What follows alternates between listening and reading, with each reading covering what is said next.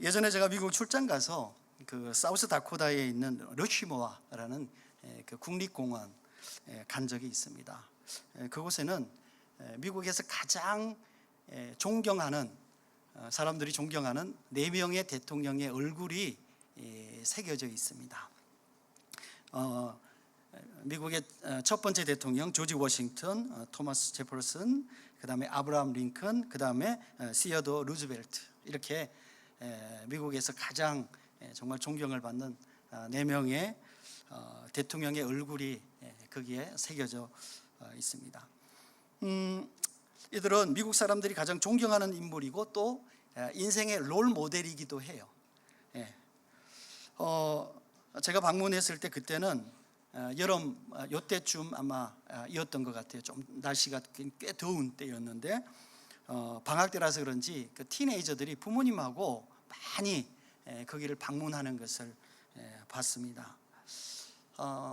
그 방문을 통해서 아마 그들의 마음 가운데 그 큰 바위 얼굴, 그 4명의 참 존경받는 그 대통령의 얼굴을 보면서 아마 그분들을 닮고자 하는 그런 마음이 아마 그들에게 생기지 않았을까라는 생각이 들었습니다. 저에게는 부모님과 같이 그 티네이저들이 그곳을 방문하는 그 모습이 너무너무 부러웠어요. 왜냐하면 사실 우리나라도 좀 그런 장소가 있었으면 좋겠다, 그런 마음이 저 안에 있었기 때문입니다. 저도 젊은 시절에 참 존경하고 따랐던 분이 있었습니다. 저의 인생의 롤 모델이었죠. 그래서 정말 제 생각에는 그분을 닮기 위해서 참 많은 노력을 했던 것으로 기억이 됩니다. 결과적으로 보면 참 저는 그분에게 훨씬 미치지 못하는 제자가 되었다는 생각이 들어서 항상 미안한 마음이 저 안에 있어요. 물론 제 미성숙함이 주 원인이었겠지만 또 다른 측면에서 롤 모델을 따라간다는 것, 누군가를 따라간다는 것이 참 쉽지 않다 하는 생각을 또 해보기도 합니다. 성령께서 요한을 통해서 계속해서 이 글을 쓰는 이유가 무엇이겠습니까? 그것은 요한이 자신이 경험한 것을 우리에게 알려줌으로 우리로 하여금 예수 그리스도를 닮아가게 하려는 것입니다. 누구를 닮는다는 것은 참 어렵고 힘이 들지만 또 다른 측면에서 생각해 보면 굉장히 감사한 일이에요. 나보다 앞선 사람의 모습을 품고 산다는 것, 그것은요 참 즐거움입니다. 그리고 우리의 인생에 큰 동기부여가 됩니다. 말씀드렸지만 다른 면에서는 힘든 일이에요. 왜냐하면 날마다 자신을 훈련하고 제어하고 또 한편으로는 또 긴장하면서 살아야 되기 때문입니다. 근데 아쉬운 것은 우리가 나이가 들면서 그런 롤 모델이 없어지는 거예요. 내 인생에 정말 내가 닮아가고 싶다, 이런 롤 모델이 없어지는 게 참 아쉽다는 생각을 해보게 됩니다. 그러나 어쨌든 이 요한은 우리에게 자신이 아닌 그리스도를 좀 본받는 자가 될 것을 강력하게 권유하고 있어요. 그렇습니다. 내가 아닌 그리스도를 본받게 하는 것, 그것이 목회자들과 또 교회 리더들이 해야 될 가장 중요한 어떤 사명이 아닌가라는 생각을 해보게 됩니다. 따라서 사도 요한은 그리스도를 본받는 삶을 살아가기 위해서 우리가 살아야 하는 그 삶의 내용들을 오늘 본문을 통해서 제시하고 있습니다. 이 시간 같이 그 내용들을 좀 살펴보도록 하겠습니다. 첫 번째는 그의 계명을 지키는 것이다 라고 얘기하고 있습니다. 우리가 같이 2장 3절과 4절을 같이 한번 읽어보도록 하겠습니다. 시작. 우리가 그의 계명을 지키면 이로써 우리가 그를 아는 줄로 알 것이요 그를 아노라 하고 그의 계명을 지키지 아니하는 자는 거짓말하는 자요 진리가 그 속에 있지 아니하되, 이렇게 되어 있습니다. 요한은 우리가 그리스도의 계명을 지키면 그를 아는 것이며 그의 계명을 지키지 않으면 그를 알지 못하는 것이라고 분명하게 선언합니다. 우리가 다른 성경 보면 요한복음 17장 3절에 이렇게 되어 있습니다. 영생은 곧 유일하신 참 하나님과 그가 보내신 자 예수 그리스도를 아는 것이니이다. 이렇게 되어 있어요. 네. 안다는 것은 무엇입니까? 안다는 것은 예수 그리스도와 관계를 맺고 있다는 거예요.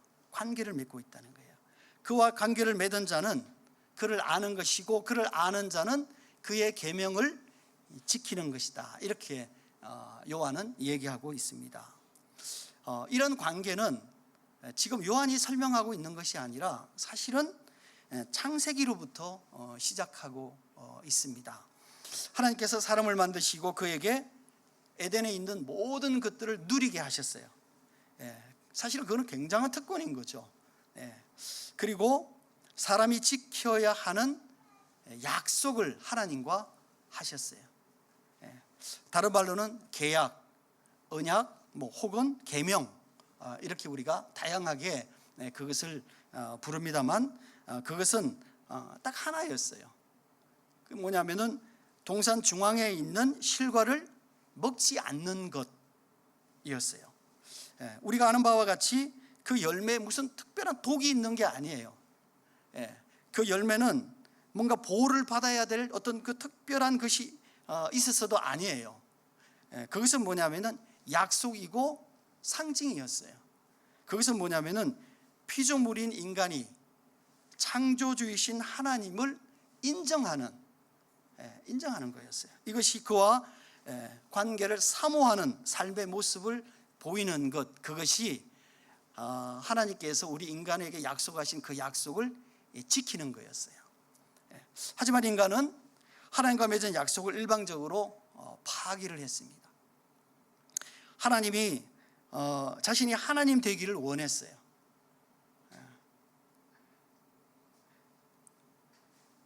계명을 지키지 않는다는 것은 창조주이신 하나님을 인정하지 않는 거예요. 또한 자신이 하나님이 만드신 피조물임을 인정하지 않는 거예요. 그것은 에덴에서 아담과 하와가 하나님의 약속을 지키지 않는 것과 같은 것이에요. 우리가 하나님과의 관계를 회복할 때 하나님께서 우리에게 관계의 회복의 증거로 우리에게 무엇을 주셨냐면은 성령을 허락해 주셨어요. 이는 우리의 삶의 축복이에요. 마치 에덴에 있는 모든 것을 하나님께서 우리에게 허락해 주신 것 같은 그런 축복이 바로 하나님께서 우리에게 주신 성령이에요. 따라서 계명을 지키지 않는 것은 우리에게 허락하신 축복을 거절하는 거예요. 또 그 축복이신 내 안에 계시는 성령을 우리가 거절하고 부인하는 거예요. 사랑하는 성도 여러분, 관계는 언제나 쌍방간에 지켜야 되는 약속, 계명이라는 게 있습니다. 그 관계는 그것은 관계의 유지를 위한 최소한의 내용이에요. 그러니까 그럼에도 불구하고 많은 경우에 이 약속은요 우리에게는 부담이에요. 예를 들어서 부부가 결혼하면 결혼한 그 부부간의 쌍방간의 그 관계의 유지를 위한 약속이 있어요. 그 약속이 지켜져야 부부관계가 유지가 되는 거예요. 그렇다면 그 관계 유지를 위한 가장 중요한 것은 무엇이겠습니까? 그것은 신뢰와 사랑이에요. 신뢰와 사랑이에요. 내 안에 하나님에 대한 신뢰가 있으면 그 계명 자체는요 그렇게 무거운 것이 아니에요. 왜냐하면 그 관계는 충만한 기쁨을 주기 때문이에요. 관계는요 언제나 기쁨을 줍니다. 그러나 신뢰가 없는 관계는요 불편한 관계예요. 불편한 관계예요. 하나님께서 주시는 기쁨은 단순한 즐거움이 아니에요. 그 기쁨은요 하나님과의 관계에서 나오는 것이기 때문에 이 땅에서 우리가 인간들이 함께 하면서 얻을 수 있는 그런 기쁨과는 본질적으로 다른 기쁨이에요. 우리가 그 기쁨을 누려본 사람들은 그 기쁨을 계속해서 누리려고 노력을 해요. 그런데 그런 경험이 없는 사람들은 그것에 대해서 이해하지 못해요. 사람들과의 관계를 더 중요하게 생각해요. 이것은 뭐냐면은 하나님과 우리의 관계 가운데의 친밀함이에요. 친밀함. 지난주에 제가 이런 말씀을 드렸어요. 하나님과 우리의 관계는요, 하나님께서 완전하신 빛이기 때문에 하나님과 우리의 관계는 완전한 관계다. 다만 하나님은 완전하신데 우리는 죄가 있기 때문에 그 죄 때문에 우리가 그 관계를 누리지 못하는 것이, 이것이 참 아쉬움이에요. 그러나 그 관계를 누릴 수 있는 방법이 있다 그랬어요. 그것은 뭐냐면 우리가 하나님 앞으로 나아가는 거예요. 성령의 빛 앞에 우리 모습을 벌거벗은 자처럼 내려놓는 거예요. 거짓말하지 않고, 하나님 속이지 않고 하나님 앞에 내 안에 있는 동기들을 내려놓는 게, 이것이 우리가 그 기쁨을 누릴 수 있는 가장 중요한 일이에요. 그런데 그렇지 않고 그냥 표면적으로, 습관적으로 우리가 하나님 앞에 무릎을 꿇었다고 해서 그것이 우리에게 큰 기쁨을 주느냐? 그렇지는 않아요. 그렇지는 않아요. 그러니까 이것이 우리가 우리의 신앙생활에서 지키고 배워 나가야 될 가장 중요한 것 중에 하나다, 이렇게 말씀을 드릴 수 있을 것 같습니다. 따라서 이 하나님과의 관계는요, 이 성령을 통해서 우리와 하나님과의 그 친밀한 관계를 우리가 경험하는 거예요. 이거는 사람의 관계보다 너무너무 차원이 다른 그런 관계다 하는 것을 우리가 생각해 볼 필요가 있습니다. 만약에 여러분이 내가 예수를 믿고 예배에 참석하고 내가 교회 직분을 가지고 있고 이렇게 정말 남들이 보기에 너무 근사한 크리스찬인데 여러분 삶 가운데 사람이 아닌 하나님으로부터의 기쁨이 없으면 한번 우리가 고민해 볼 필요가 있어요. 나는 정말 그리스도인인가? 나는 정말 내 안에 성령께서 계시는가? 나는 성령과 교제하고 있는가? 왜냐하면 하나님이 우리에게 주시는 그것은 큰 기쁨이고 행복이고 즐거움이에요. 그런데 그것이 없다면 그것은 결국은 뭐겠어요? 내가 하나님과의 관계가 어떻다? 온전하지 못하다. 좋은 관계가 아니다. 이거예요. 만약에 일시적으로 그렇다면 우리는 빨리 그 관계를 회복해야 돼요. 우리가 성령 앞에 나가서 우리 죄를 자백하고 우리가 갖고 있는 내 마음 속에 있는 숨겨져 있는 동기들을 하나님 앞에 내려놓고, 그럴 때 하나님과의 우리의 관계가 하나님이 원하시는 관계 안으로 우리가 들어갈 수가 있는 거예요. 그래야 기쁨이 생기는 거예요. 즐거움이 생기는 거예요. 우리의 삶에 다른 세상의 어떤 것이 아닌 하나님을 통한 삶의 원동력이 생긴다는 거예요. 우리가 하나님께서 우리에게 주시는 이 계명들을 지켜나가는 것은 어려운 일이라고 생각해요. 그런데요, 여러분 생각해 볼 때 이 관계가 좋으면 이 계명들은 쉬워요. 관계가 좋으면 계명들이 쉽습니다. 그런데 관계가 힘들면은요, 이 뭔가 내가 당연히 지켜야 될 것들인데 힘들어져요. 제가 이런 얘기 해도 되는지는 모르겠는데, 왜 남편들이 늦게 집에 오는지 아십니까? 일찍 들어와도 별로 환영을 못 받기 때문에. 일찍 들어올 때 제일 좋아하는 거는 강아지들밖에 없어요, 요새는. 근데 일찍 들어오면 좋은 거잖아요. 그런데 일찍 들어와도 환영을 못 받으면요, 조금씩 퇴근 시간이 늦어지고, 퇴근하고 집에 오는 중간에 다른 일들을 계속해서 만들어가는 거죠. 그래서 집에 있는 시간을 최소화해가는 거죠. 여러분, 이건 불행이에요. 그렇지 않습니까? 그런데 내가 집에 오는 게 너무 즐거워요. 홈 스위트 홈이. 그러면은 아마 다른 약속들도 다 빨리빨리 취소하거나 짧게 하고 집으로 돌아온다는 거예요. 하나님과 우리의 관계도 마찬가지. 우리가 하나님이 우리와 관계를 맺는 것이 우리에게 큰 기쁨이면 그 기쁨을 찾아서 가는 것이 아마 우리의 삶이 아닌가라는 생각을 해보게 됩니다. 따라서 이 계명은요, 의무가 아니에요. 이 계명은요, 즐거움이에요. 즐거움이 있어야 이 계명을 지키는 거예요. 따라서 그리스도의 삶은 계명도 없고 지지고 볶는 이러한 세상 가운데 기쁨과 즐거움으로 살아갈 수 있는 어쩌면은 정말 유일한 방법인지도 몰라요. 두 번째는 여러분 아멘이십니까? 제가 저희 교회 교인들이 아멘을 너무 안 하는 것 같아요. 제가 막 열심히 아멘 큰 소리를 하는 거 그렇게 막 그렇게 선호하는 편은 아닌데, 근데 저희는 보니까 안 해도 너무 안 하셔. 그래서 우리가 기도할 때도 정말 하나님, 제가 그 기도에 동참합니다 그러면 우리가 대표 기도할 때도 아멘 그리고 그런 게 나와야 되는데, 이게 우리가 이 아멘이 잘 안 되는 것 같아요. 그리고 막 쓸데없이 아멘을 하라는 얘기는 아니에요. 그러나 어쨌든 우리가 정말 하나님 그렇습니다, 그것이 이루어지기를 원합니다, 정말 그것이 내 삶 가운데서 이루어지기를 원한다는 내 마음의 표현이 있으면은 우리가 정말 주변 사람 상관없이 아멘 하는 것이 어쩌면은 우리가 함께 이 예배를 드리는 우리의 모습이 아닐까라는 생각을 해보게 됩니다. 두 번째는요, 형제를 사랑하는 거예요.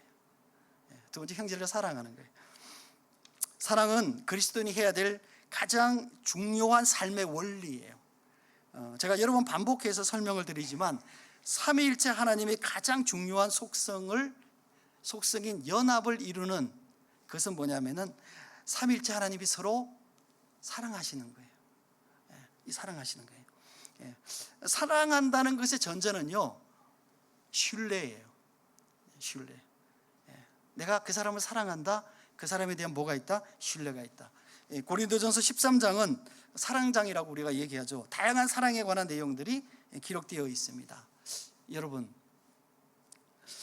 생각하는 사랑은 뭐예요? 사람마다 아마 생각하는 사랑의 정의가 조금씩 다를 수 있어요. 어떤 사람은 남녀 간의 사랑을 매우 중요하게 생각합니다. 젊은이들은 그렇게 생각하겠죠. 그 다음에 어떤 사람들은 세상을 사랑하고 주변의 사람들을 사랑하는 것이 진정한 인류의 애다, 이렇게 굉장히 아주 높은 차원에서, 그리고 이것이 사랑의 지향점이다 라고 생각하는 사람도 아마 있을 거예요. 그러나 성경은 사랑의 대상과 내용을 분명하게 하고 있어요. 그것은 뭐냐면은 먼저 하나님을 사랑하고 그리고 내 이웃을 내 몸같이 사랑하는 것이라고 규정하고 있어요. 그래서 그렇기 때문에 우리가 세상 사람들이 사랑하는 것, 남녀 간의 사랑이나 인류의 적인 사랑이나 이런 것과는, 우리가 하나님을 사랑하고 내 이웃을 내 몸같이 사랑하는 것은 굉장히 차원이 다른 사랑의 내용을 얘기하고 있어요. 따라서 사랑을 생각할 때는요, 사랑의 주체가 내가 아니에요.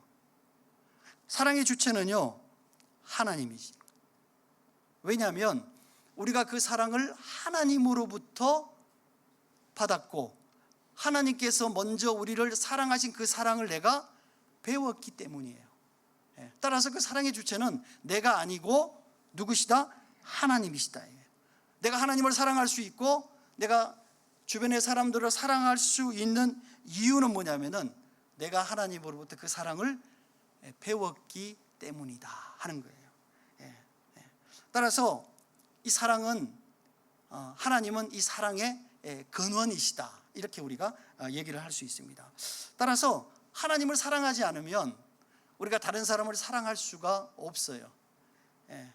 그 하나님의 사랑으로 사랑할 수가 없다는 것이에요. 왜냐하면 하나님이 그 사랑의 주체이시기 때문에 그렇다 하는 거죠. 그렇다면 우리가 하나님을 사랑하는지 어떻게 알아요? 여러분, 우리가 자주 고백합니다. 하나님, 제가 하나님 사랑합니다, 이렇게 여러분 고백하시죠. 그런데 정말 내가 하나님 사랑하는지 어떻게 알아요? 그런데 성경에서 예수님께서 뭐라고 말씀하시냐면은 형제를 사랑하는 것이 하나님을 사랑하는 것이다. 이렇게 얘기하고 있어요. 예수님께서 바리새인들에게 이렇게 얘기하고 있습니다. 눈에 보이는 형제를 사랑하지 않으면서 어떻게 눈에 보이지 않는 하나님을 사랑할 수가 있느냐, 이렇게 얘기하고 있어요. 내 눈에 보이는, 내 앞에 있는 사람 사랑하지 않으면서 어떻게 보이지 않는 하나님 너희가 사랑할 수가 있느냐. 근데 바리새인들은 필요한 사람만 사랑했어요. 자기가 원하는 사람만 사랑했어요. 매우 선별적 사랑을 했다는 것이죠. 여러분, 이것은요 세상의 모든 사람이 할 수 있는 일이에요. 실제로 그렇게 하고 있고요. 세상 사람들은요 자기의 필요에 의해서 사랑합니다. 그 다음에 자기가 사랑하고픈 사람만을 사랑합니다. 왜냐하면 사랑한다는 것은요 힘들기 때문이에요. 힘들기 때문에. 사랑은 신뢰가 있어야 사랑할 수 있다고 말씀을 드렸습니다. 신뢰는 우리가 알고 있는 개념하고는 실제로 조금 달라요. 사랑과의 관계에서. 일반적으로 신뢰가 있는 사람은요 다른 사람들에게 인정도 받고 사랑도 받아요. 그렇지 않습니까? 우리가 주변에 생각해 보십시오. 신뢰가 있는 사람, 참 믿을 만한 사람이다. 그럼 그 사람 우리가 인정하고 사랑합니다. 그렇지 않습니까? 그러나 하나님께서 우리에게 말씀하시는 그 사랑은요 그거와 상관없는 사랑이에요. 우리가 전혀 신뢰할 수 없는 사람이라도 사랑하는 것이 하나님께서 우리에게 가르쳐 주신 사랑이라는 거예요. 왜냐하면 여러분 이렇게 고백하시죠. 하나님 나를 사랑하십니다. 하나님 나를 사랑하십니다. 여러분 이렇게 고백하시잖아요. 그렇다면 한번 생각해 보십시오. 여러분 도대체 여러분이 얼마큼 신뢰받는 사람이기 때문에 하나님이 여러분을 사랑하십니까? 하나님이 사랑할 만한 신뢰를 갖고 계십니까? 아니요, 그렇지가 않아요. 나는 그렇게 하나님께서 나를 사랑하실 만큼 그렇게 신뢰를 갖고 있지 않아요. 나는 그 정도 되는 사람이 아니에요. 그럼에도 불구하고 하나님께서 나를 사랑하신다는 것은 뭐냐면은 하나님의 사랑은 우리가 생각하는 그 신뢰를 넘어선다는 거예요. 혹시 우리가 신뢰하지 못하는 사람이라고 할지라도 하나님께서 우리에게 뭐라고 말씀하시냐면은 사랑하라, 이렇게 말씀하셨다는 거예요. 여러분 이것은 우리에게 큰 도전이에요. 왜냐하면 사람들은요 내가 사랑할 만해야 사랑하기 때문이에요. 그런데 내가 사랑할 수 없는 사람, 신뢰할 수 없는 사람을 사랑한다는 것은 결국 뭐냐면 내 안에 뭐가 있다? 하나님의 사랑이 있다 하는 것을 증명하는 길이라는 거죠. 그러니까 우리가 흔하게 사랑하는 그 사랑과 성경에서 하나님께서 우리에게 가르쳐 주신 그 사랑은요 완전히 차원이 다른 사랑이다. 우리가 이렇게 얘기할 수 있습니다. 세 번째는 죄의 문제예요. 죄.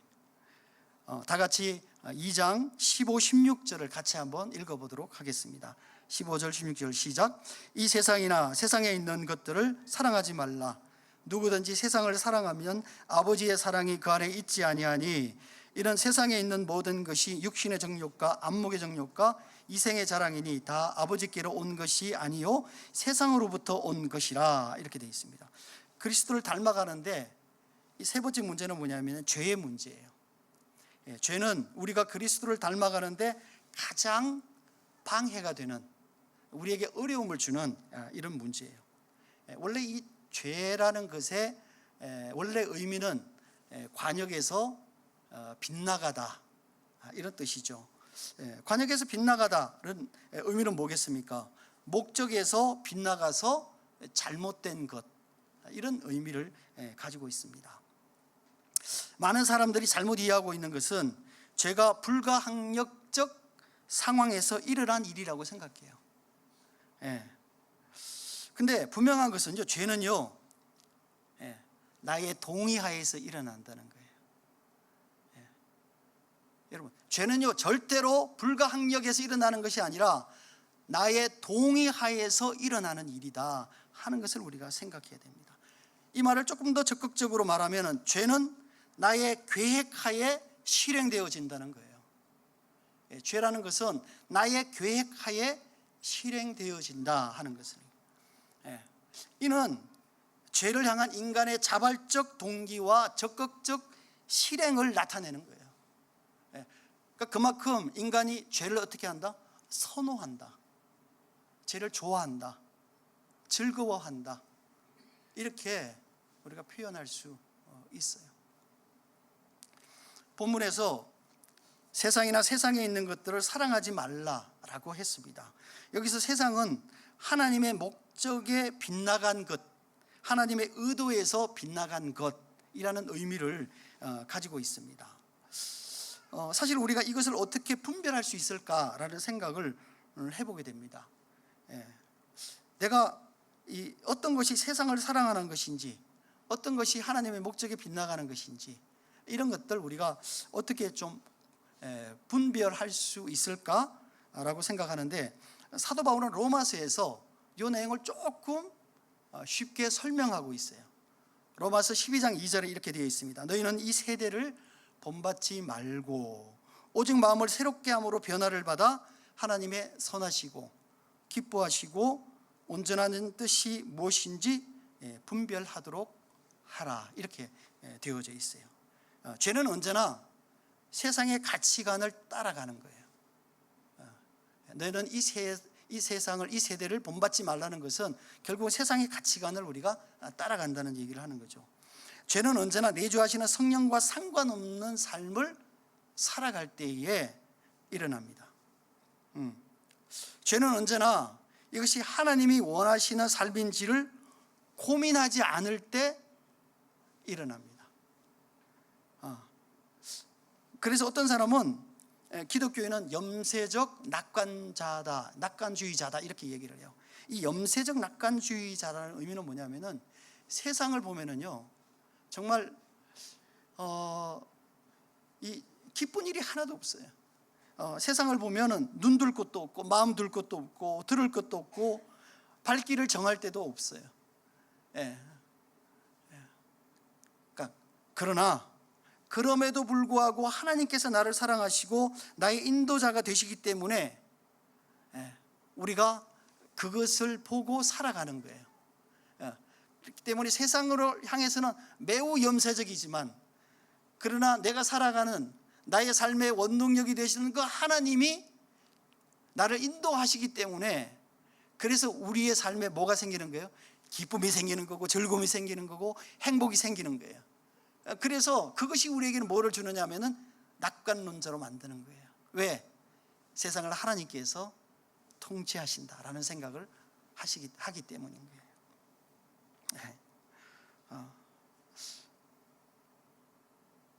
또한 우리가 이 땅을 살면서 죄와는 성경에서 이렇게 하고 있어요. 뭐라고 말씀해요?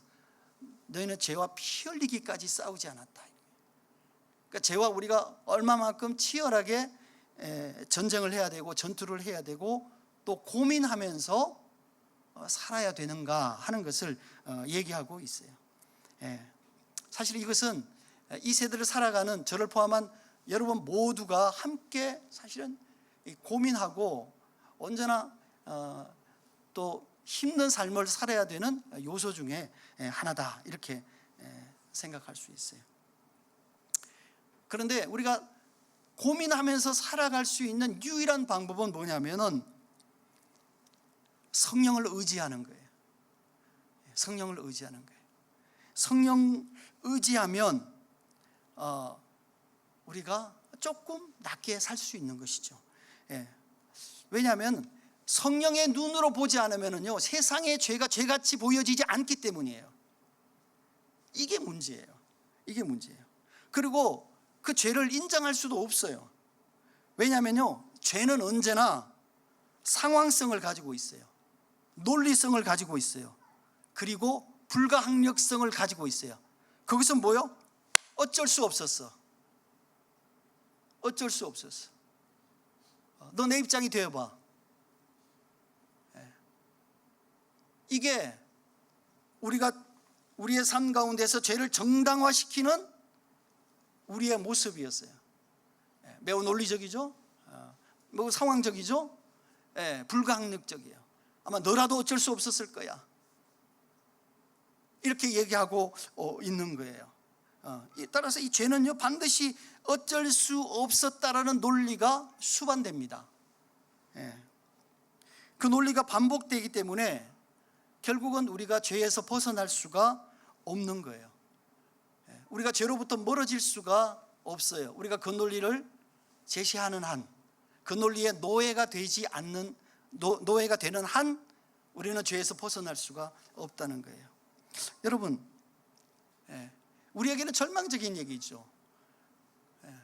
그러나 우리에게 희망이 있는 단 한 가지 요소는 뭐냐면은, 우리가 성령을 가까이 할 때 죄는 우리에게서 멀어진다는 거예요.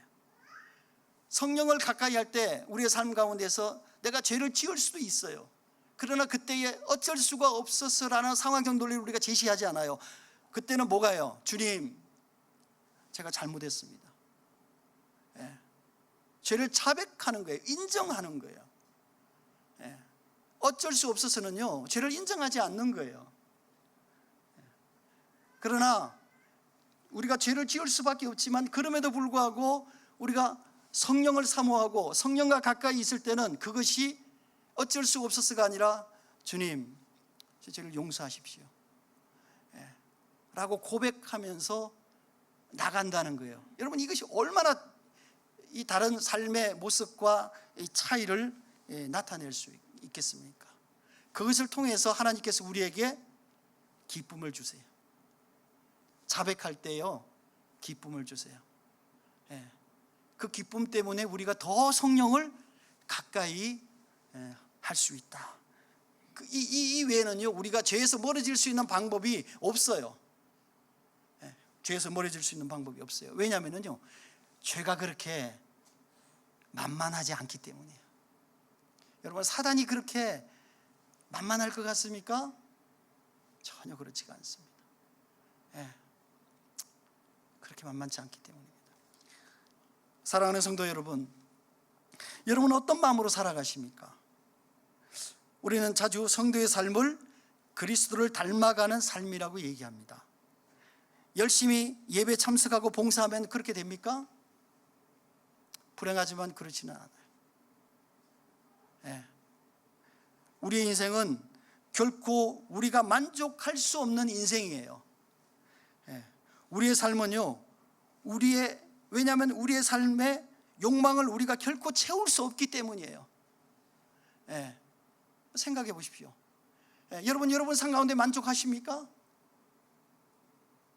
만족하지 못하죠. 왜냐하면요, 내 안에 있는 욕망을 내가 채울 수 없기 때문이에요. 우리 인생은요, 그 욕망의 노예예요.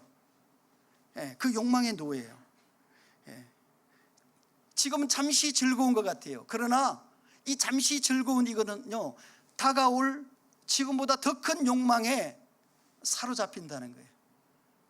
그럼 결국은 우리가 그 욕망을 채울 수 없는 삶을 우리가 살아갈 수밖에 없다 하는 거죠. 결국은 그것은 뭐겠습니까?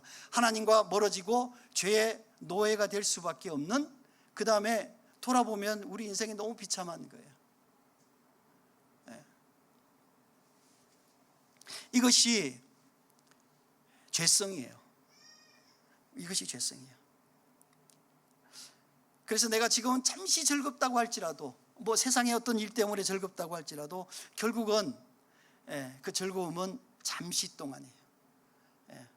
또 다른 우리의 욕망이 그 잠시 즐거운 것마저도 빼앗아 가버리는 거예요.